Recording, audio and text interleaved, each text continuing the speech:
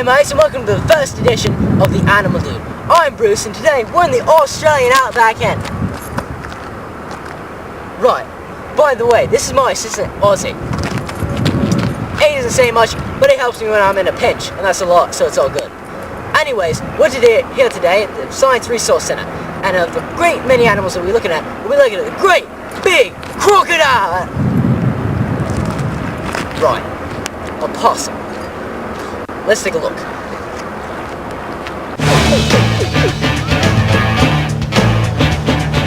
George of the jungle, strong as he can be.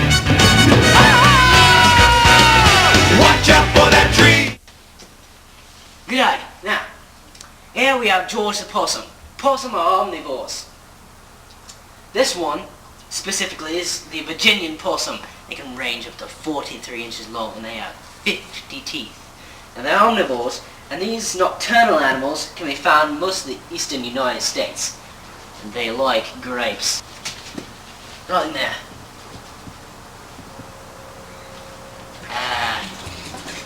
That's a good possum. He likes his grapes. You like that, don't you? There's another one in there.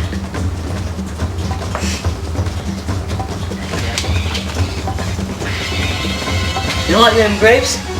Oh,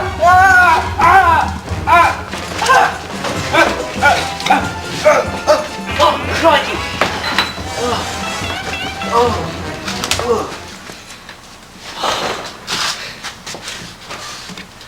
While Bruce is getting bandages for that possum attack, I'll be filling in. This is a ball python. It's not a poisonous snake. It can range up to 33 feet. It can get up to 300 pounds, as a matter of fact. This doesn't weigh 300 pounds. It's not a full adult, I don't think. What makes it so unique is that it wraps around its prey and squeezes it until it suffocates. And then it chows down, like a normal meal. Oh crikey, look, a ball python. These are nasty creatures, aren't they? Take it for a second, okay? Oh, you see, very nasty. It could like bite your head off, I swear. Oh, nice little...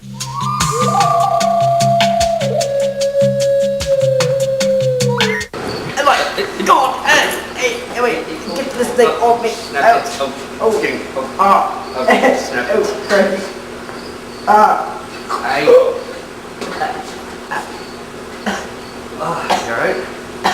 Crikey, just fine. Don't mess with these like he does. Don't be like him. Hey, I'm paying you. Right, okay, now we have Slinky the Ferret here, and we have a guest speaker here to please introduce yourself and tell us a little bit about the ferret, if you will. Okay, my name is Bonnie Weber, and I'm a lab technician here at the Science Resource Center. I work primarily in animal lab, and we've got many different animals here, as you've well noted already, probably in your film. Right here with us now is a ferret. This is Slinky. She's a little female. She's somewhere between 2 and 3 years old. She's a little bit curious right now. She's back home after a 2-week stint out in the classroom. What can I tell you about ferrets? Okay, they're very cat-like. That's the most important thing to know about a ferret. So if you own one as a pet, you have to pretty much take the same precautions with a ferret as you would with your cat at home. The ferret can eat a diet of cat food, but we here at the Science Resource Center buy a special formula, which is a ferret diet. It has a bit more fiber and protein in it than most of the commercial cat foods or even Science Diet or IMS would have.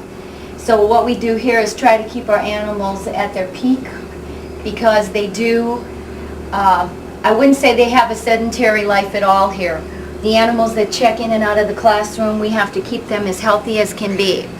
An interesting fact about the ferret is that she has no sweat glands, but that's also something that anyone owning a ferret would have to be aware of. A good temperature for her would probably be in the 70s to low 80s if she were to be outside for a little bit. Never any direct sunlight. She's got a very thick coat, very similar to a possum's actually. She's got a outer fur which is longer, and she also has an undercoat. Ferrets can live in all different kinds of temperatures. They are found in North America, but again, they have to be very careful of heat. Out in the wild, they would protect themselves. They would sleep by day and stay out of any direct sunlight. Some will also bother their eyes, as it would a cat. Let's see, what else can I tell you about Slinky? Oh, Slinky needs rabies, and she also needs her feline shots, just like a cat would get every year. It's called the FVRCP. It'll keep her free of any of the diseases that your domestic cat would get, and she needs a rabies shot. Texas is under rabies quarantine. We have been for many years already, and she's susceptible to being bit by something, so we have to protect her as well.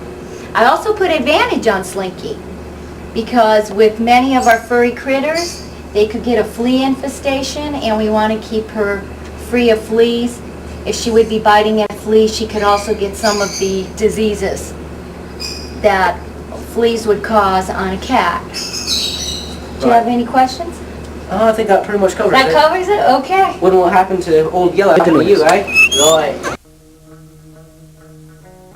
Other rodents consist of guinea pigs, rats, and mice. They are considered by all humans to be the biggest nuisance of all animals. If you find a rodent in your home, call a professional to remove it instead of removing it yourself. Rodents are well known for carrying deadly diseases and other living bugs that may have this disease. If you see one, remember to remain calm and call an exterminator. Now here, we have Monty the Iguana. Iguanas are known for their impressive mating and defense dances, such as raising their bodies and bobbing their heads vigorously. Now, iguanas are only found in the Americas and when outside the Western Hemisphere, in Madagascar, Fiji, and the Tonga. This little bugger here is a male and can grow up to 6 feet in length.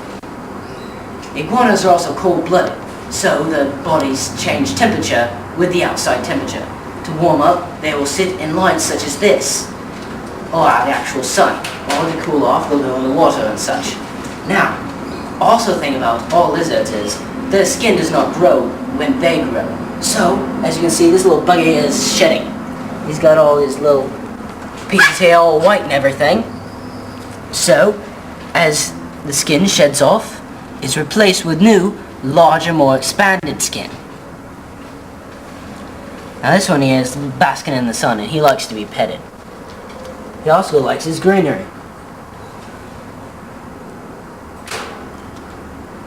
Oh, hey yo. Yeah, that, yeah, oh. Yeah, he likes his greenery. Isn't that right, Monty? Godfrey decided to join us here today and say goodbye. So, thank you for watching today. And remember, when you handle the animals, take care and keep those bandages ready. Ozzy, good day and good hunt.